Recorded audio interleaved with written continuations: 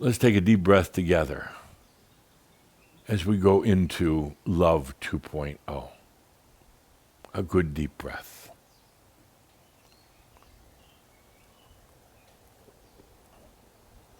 As we begin, I'm going to invite in a few guests. And normally at our shouts, I don't bring in guests, not so often.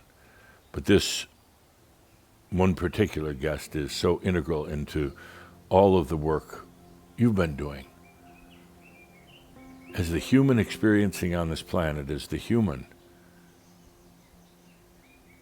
finding love.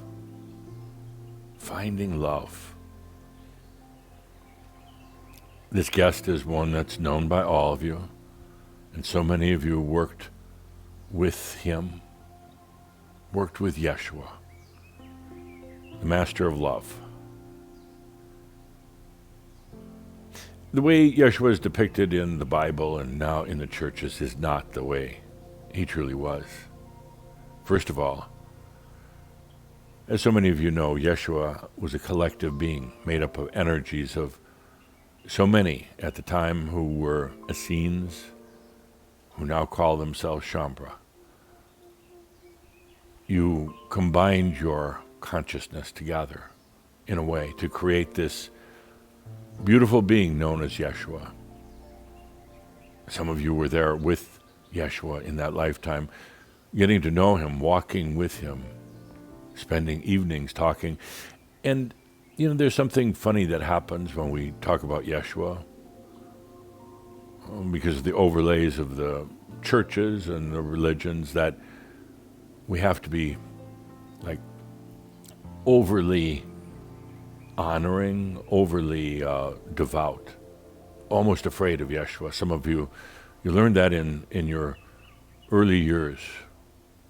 Yeshua the Savior, are you worthy of his light? But the interesting thing about Yeshua is he was very humble because he reflected you. Very, very humble. Yeshua was a human, but not a soul being. The soul came from the input of all of you. Yeshua had a good sense of humor because you do. And Yeshua was quite a pirate in his own right because you are. You always have been, as long as I've known you, pirates. So Yeshua did things different. The interesting thing that's never been written about Yeshua, because it's supposed to be this overly honoring, devotional thing to Yeshua. No, he could take a joke. He could take being teased. Some of you love to do that. But he could give it back as well. Yeshua was not what you'd think. He stumbled a lot. He stumbled. He did that because, first of all, he wanted people to see him as a human, not as some god. He wanted them to see the humanness so he could say to them, what I do, you can do also. The light I carry, you can carry also. So it was not unlike him to be tripping over rocks and bumping into doors. But part of the reason for that, too, was he wasn't terribly grounded. So much of him was off somewhere else in the other realms, just like you. He was a good talker. He was a very good talker. He loved communications. And he could talk for hours and hours, which he did at times, sitting around a campfire with his devotees and just telling stories. Yeshua, he learned so much after his wife died. Yes, he was married early on, as was the Jewish and the Essene tradition. And his wife died rather unexpectedly. And, prior to that, you would have never thought that this was going to be the dude that got written up in the Bible, the guy that, they put on a cross and hung in churches. You wouldn't have thought it was the savior of mankind. He was relatively normal, got married at an early age, loved his wife, loved loving his wife, and being loved by his wife. But she died early. It was devastating for Yeshua. Looking back on it now, there was a purpose in it, because, you see, he wasn't made to just work as a carpenter. He wasn't made to just be an ordinary family man. He had work to do, a mission in life. So her passing wasn't tragic ultimately. It was appropriate. But as you know what it's like, it sent him into a very dark space. He wondered why he couldn't heal her, why his prayers went unanswered. He wondered what life is all about. You see, he was a manifestation of all of you, and the very things you wondered, he wondered also. And then he set off on a long journey, leaving his homeland, traveling all throughout Europe, parts of Africa, India, China, trying to discover the answers. He sought out those groups that dealt in the mysteries, sought out those who were transcendental, who were above normal, everyday human living. He studied, he meditated, he prayed. He denied his body of food at times, because that's what was being taught back then, a denial of the humanness. And ultimately, he came back to the lands of Israel. And you know the rest of the story, of course, written up in the Bible, but not the real accurate story. Ultimately, it was that Yeshua and those of you who came in at that time, even right before or right after, ultimately it was about planting the seeds of Christ consciousness, which is basically love. Which is love. I ask you to feel into that for a moment. Christ consciousness. It's simply love. Not the kind of love, though, that you've experienced in so many of your relationships on the planet. That type of love has gotten distorted and polluted. Almost that the joy stripped out of it. It's been interesting to watch love on the planet, to observe from my standpoint what's happened to it over the ages. First with the coming of love and humans experiencing it, being able to fall in love with somebody where marriages were no longer arranged, but you could actually love somebody, and how people love their children. How there was a time where love was still so pure and innocent.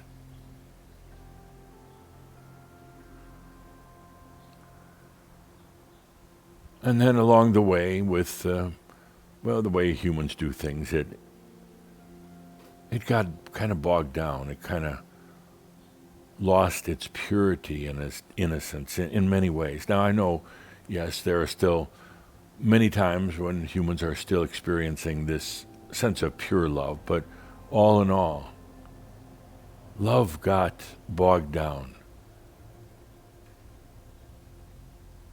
got abused.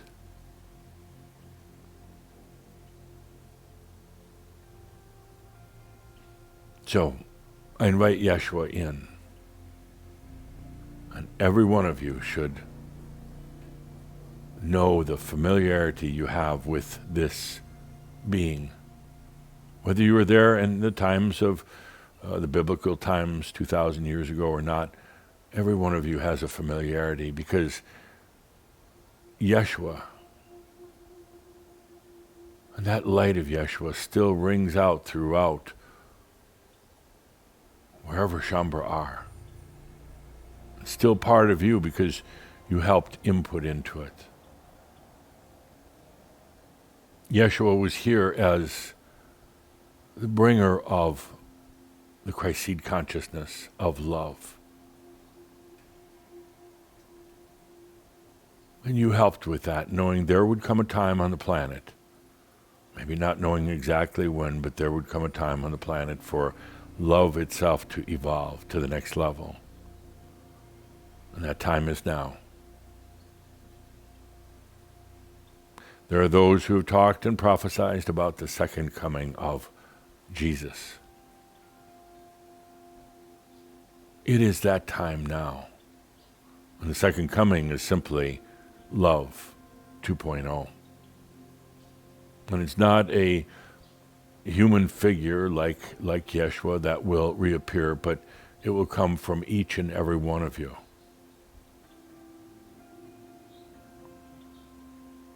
And there are those who will have a very difficult time accepting it. Not Shambra, but others. There are those who have actually fought against love, who tried to keep other people from love. But they will not be able to withstand what comes next with Love 2.0. So please welcome Yeshua into our gathering today. I've already asked him to literally speak to you, to be channeled for you at our upcoming Merlin conference in September.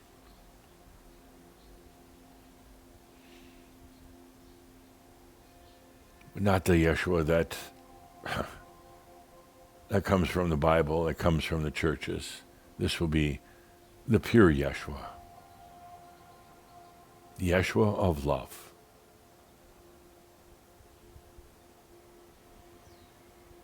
Also today I ask you to invite in, as our very special guests, every one of your past and future lifetimes. Every one of them. Because what comes now is important to them. They too are going through their realization and their ascension into you. Yes, their ascension into you.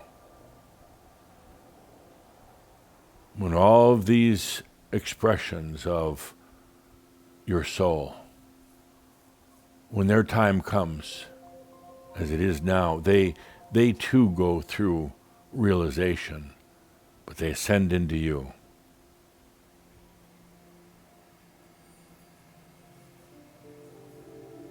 Many of them never experienced love, the ones that come from the old times.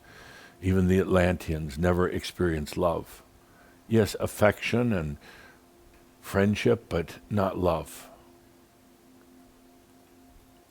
There was no word for love in Atlantis. There was no consciousness of love. It requires a certain level of consciousness, of light, to happen in the first place, for the experience to even be there. And that's why for very long on earth there was no such thing as love.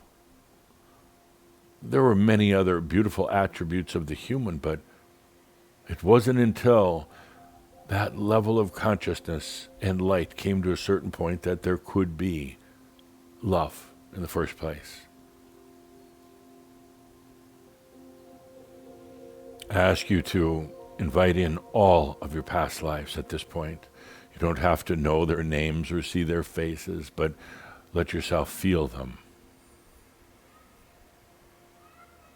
And there were many of them that did have the experience of love, falling in love with another human, many times getting married, loving their children, loving other people. But so often in those lifetimes, as you probably can feel, that love often was painful. And some of the lifetimes may have even said, I'll never, ever fall in love again. It was too painful, too difficult. And for some of you, even that bad experience in love caused you to take your own life. Whether by a gun or a knife or jumping off a cliff or just by giving up on life, letting yourself die far too young. I ask you to invite in all of these lifetimes that have experienced, that have known love.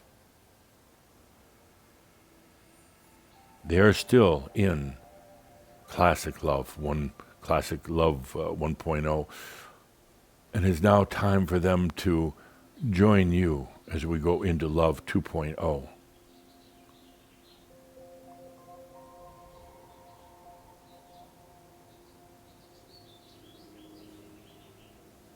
Let yourself feel them and their experiences, their stories of love. Oh, there's some great stories. Well, there's the beautiful stories, the love where, well, you meet someone and then share love with them from lifetime to lifetime to lifetime. And then when for some reason you choose not to be with them again for a lifetime or two, that constant feeling of the deep, lost love, but such a beautiful thing, knowing that you'll be back together again. Invite all of your past lives, your human lives, into our gathering here with Yeshua.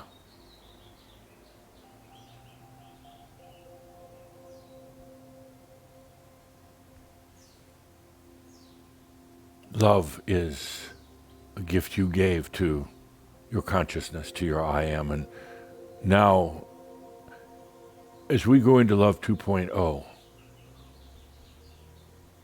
it gives it back to you. But you could say from a higher place, a place of more light and consciousness, an unencumbered place. An unencumbered place. The love that comes back through your I am is pure, is wise, and is deep.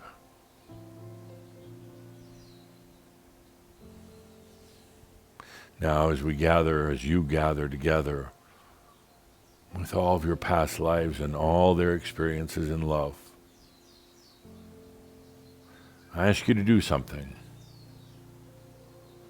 If you're not ready for it, that's fine. You can come back later or never at all. But for those who are ready, I ask you and all of your past lives now to release all of those who you have loved. To release all who you have loved. Oh, not in a negative way, in a beautiful way, in a setting free way. You see, whoever you've loved in the past, that connection is still there. And all of its attributes, whether it was a good love or whether it was a difficult love, that's still there. And to every one of your past lives, the same thing. If you're ready, I ask you to let go of all of those who you have loved. In a manner of speaking, this is the most loving thing you can do. It is not about denying the love or the experiences that you had with them. It's not about running from them. It is simply saying that you have shared with them, with the ones you have loved, your partners, your mate, your children, your friends. You have shared with them that is something incredibly intimate and beautiful that was first discovered here on earth or experienced here on earth. You shared that with them. It was part of your coming to wisdom, part of your deep experiences on the planet, and they were part of it. Love is one of those things that can never be truly forgotten. It's always there. Once you experience it with somebody else, that love remains always. Even if you go your own separate ways, even if there's a bitter divorce, that initial love is always there.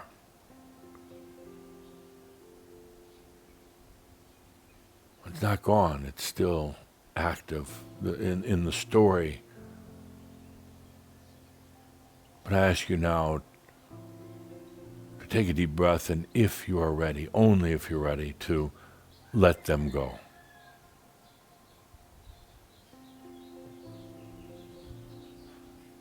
I know some of you feel anxiety with this. You wonder why. Why let them go? Don't you want to surround them in even more love? In order for you to move into this next level of love, is it important to release them and for them to release you from the old love?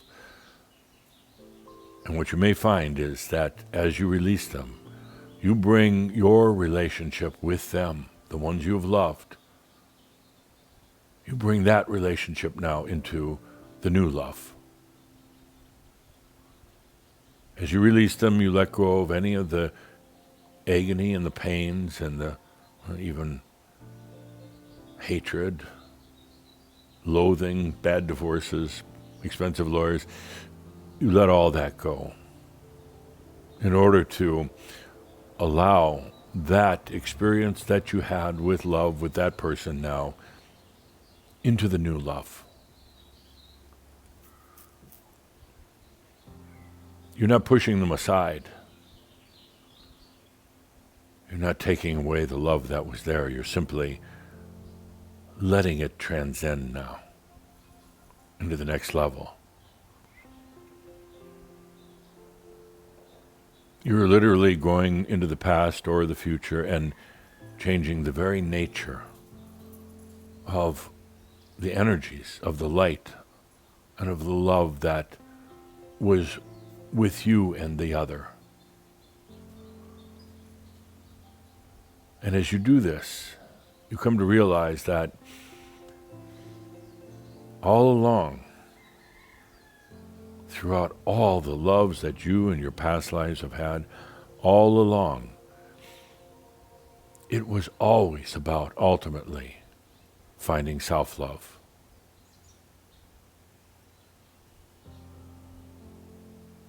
One of the attributes of classic love, with all of its beauty, as great of a sense that it is, it helped bring you into a feeling, a consciousness, a state of beingness, of love, but it caused you also to get dependent on others for love.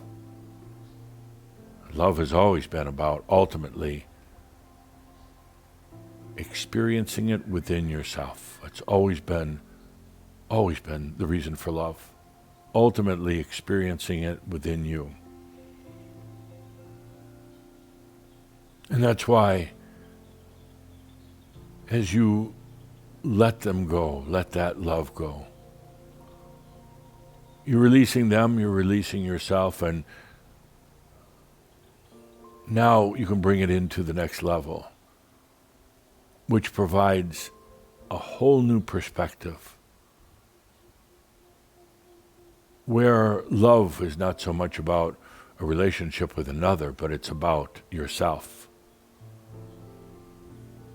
It's not selfish.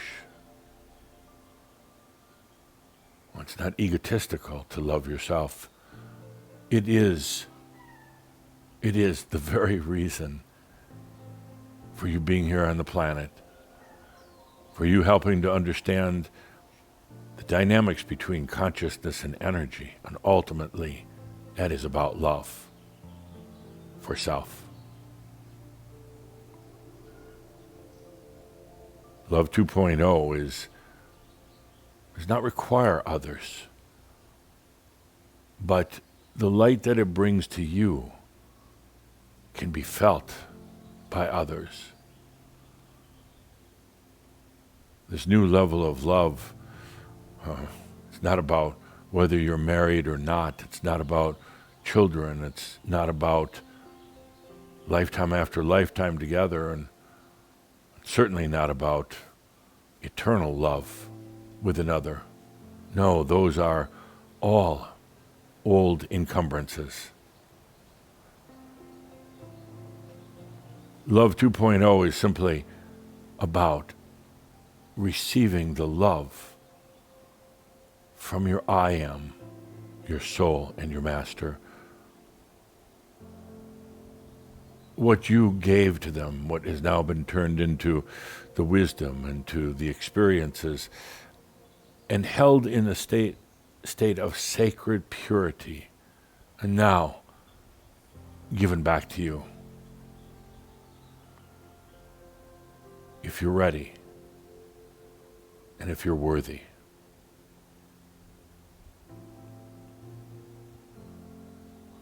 Imagine for a moment waking up in the morning and feeling that sense of new love for yourself. Instead of waking up wondering how you're going to get through the day, or even thinking about the ones you love right now, you wake up in the morning and are immediately bathed in the love that is coming from your own I amness. And that sets the course for the rest of your day. And even though you stay here on the planet as an embodied master, and there's challenges and difficulties and dealing with people who are somewhat loveless, dealing with people who have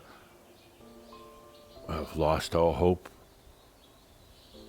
you can walk out into the day and fear not, for the love continues to flow like in a sacred circle with you, the soul, the I am, the master. And as I talked about in our cloud class, Love 2.0, and suddenly you're not having to try to change the world, or you're not trying to find a little sliver of happiness or love. Everything is reflected back to you as love.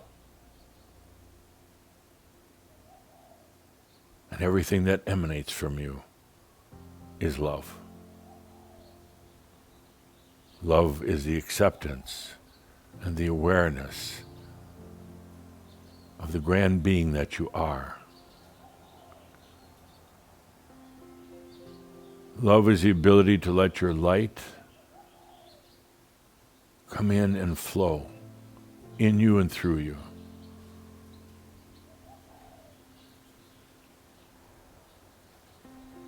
Love is the next step of metaphysics. It's not just unicorns and rainbows, no. There are those who sprinkle their love dust on everything and thinking that's going to change them or the world. They're really, in a way, into this love and light, but relatively clueless about what it really is. Love is the acceptance of yourself, of your I am nature. It's the awareness now, the remembrance and the awareness of who you truly are and why you are here.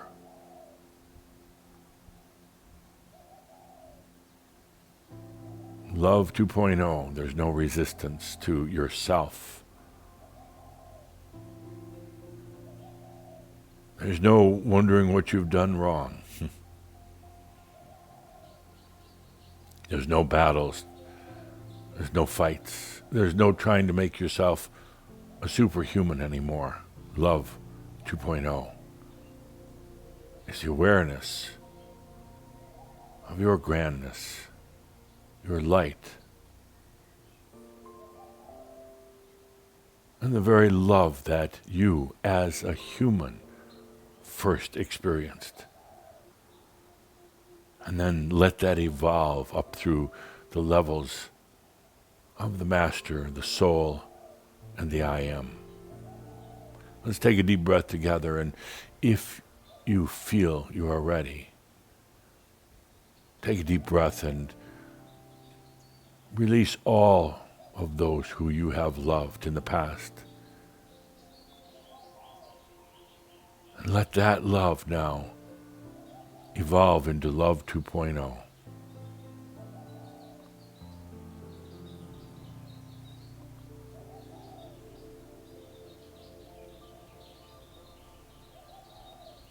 Those with children, for instance, may find it very difficult to let go or to release the love they have, because it is one of the most precious things that they have experienced in love for the children. And when I say it's time to release that, there's a natural reluctance to release the greatest loves you've had in your life, perhaps somebody that you shared many, many years with and they passed, crossed over, but yet it was the greatest love, the greatest feeling, the greatest memories that you have. And when I say, let yourself release it, there's a feeling of anxiety, a feeling of going into nothingness. But that's temporary. For what happens as you release the classic love, it evolves now into Love 2.0, a love that is free, a love that does not feed, a love that does not demand. Let's take a good deep breath.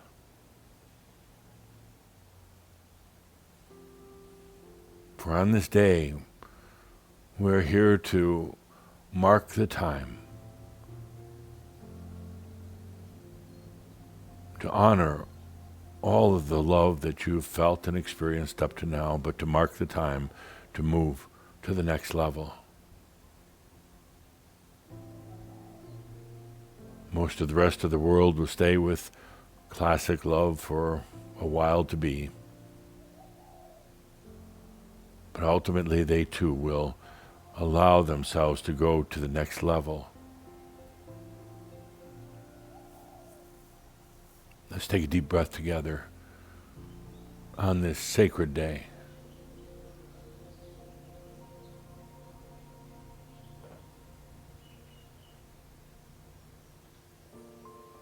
And now, in Love 2.0, everything that you've learned about love, all the feelings, the sensuality, the joy, the exhilaration, the pure light, can you receive that now?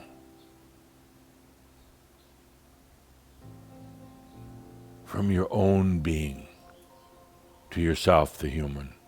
Can you receive that? Yes, it's self-love. Loving every part of yourself.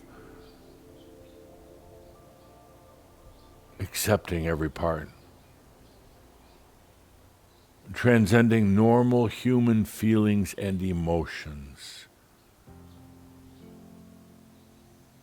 And experiencing that within you.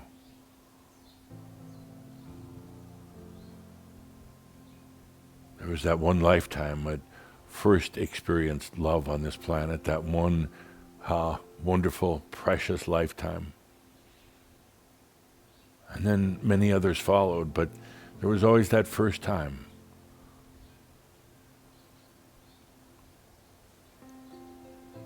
It really causes things to open and expand, to transcend, to go beyond the rote and the routine. And here you are now, this lifetime, the lifetime, finally in a place to allow love within your being, for you. Don't worry about the others at this point. You're not dependent on anyone else for love. You're not seeking it through another person, but finally accepting it within yourself. And you certainly deserve it after all you've been through, after all the difficult journeys, challenging experiences, times when you just wanted to give up. And you're here now. Take a deep breath, and if you're ready, let yourself experience and to know the love of yourself. You can't think your way there, but you can allow it.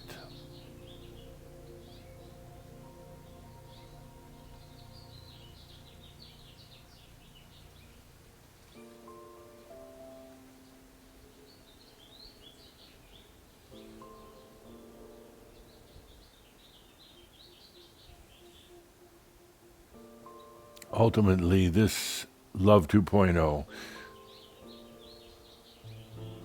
it's what causes, what will bring consciousness and energy together at some point.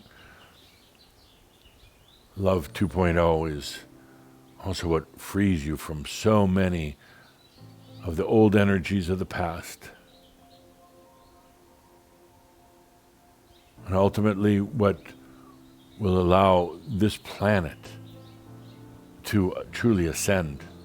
And I know sometimes you look out at the planet and humanity and you wonder, how will we ever make it? How will we get past all the issues and the hatred and the wars and the suffering?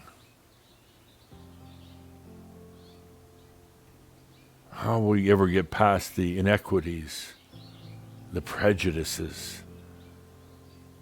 Will we make it through this coming of AI, artificial intelligence, into the world? How will we ever handle it? And you could have all the best planners in the world, all the ones who come up with the ideas and the plans and the programs and the schedules. You can put them together, and even right now they wouldn't be able to figure a solution to all this. It's beyond the human mental capacity to figure out a solution to the woes of this planet.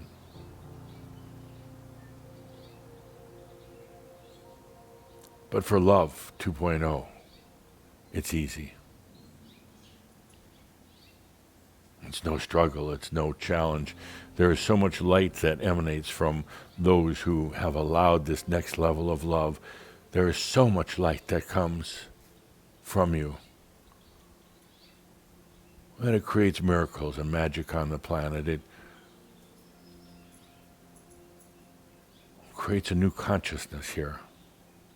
And that's why I said not so long ago, even though the road ahead looks stormy at times, treacherous and even dangerous, even though this planet will come into the next level of love and into its ascension. And those who are still insisting on power, insisting on limitation, those who abuse others, other humans, they won't make it here. They'll go someplace else. So this planet can transform. So this planet, not only the planet of love, but the planet of Love 2.0.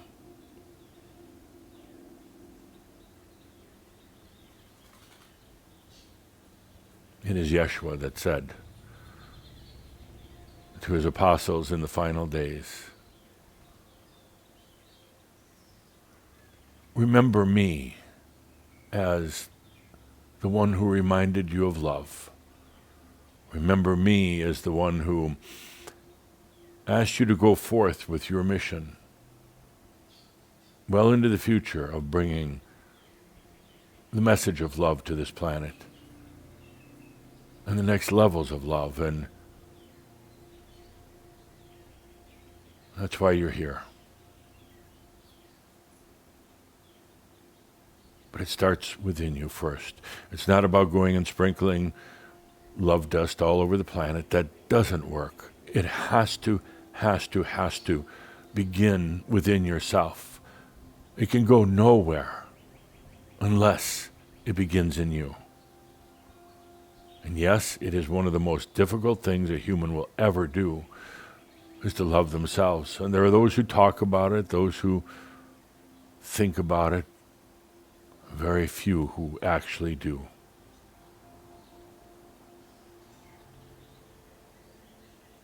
Just accepting and allowing the love from yourself. It's the beginning of Love 2.0. And you, my dear friends, have the maturity, the wisdom, and the balance to allow it to happen right now.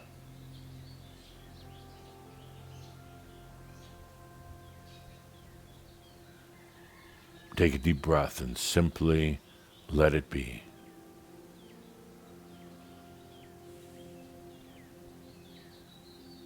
I say that there's no destiny. In other words, things aren't written in stone, but this coming to Love 2.0,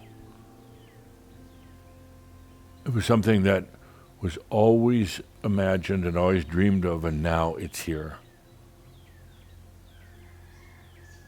Now, let it flow in you and through you.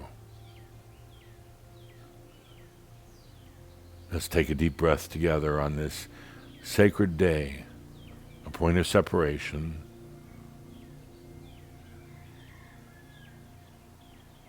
The metaphysics of love.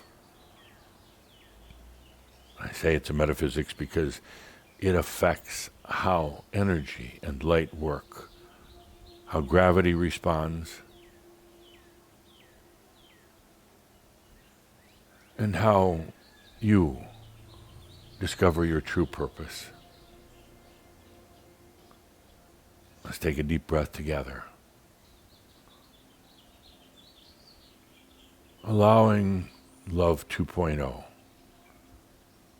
into your life.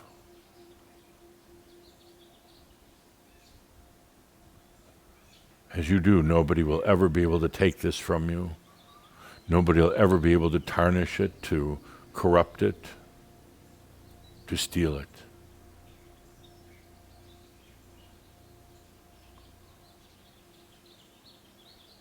Let's take a good deep breath.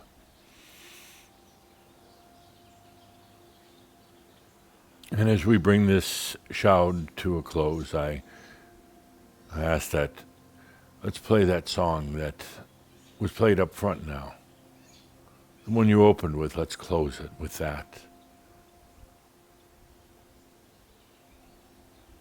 Let's take a deep breath together, breathing in Love 2.0 from your very self into this human experience. It doesn't come from somewhere else. It is a gift from within. With that, dear Shambra, let's remember this day and remember that all is well in all of creation. With that, I am Adamus of Saint Germain.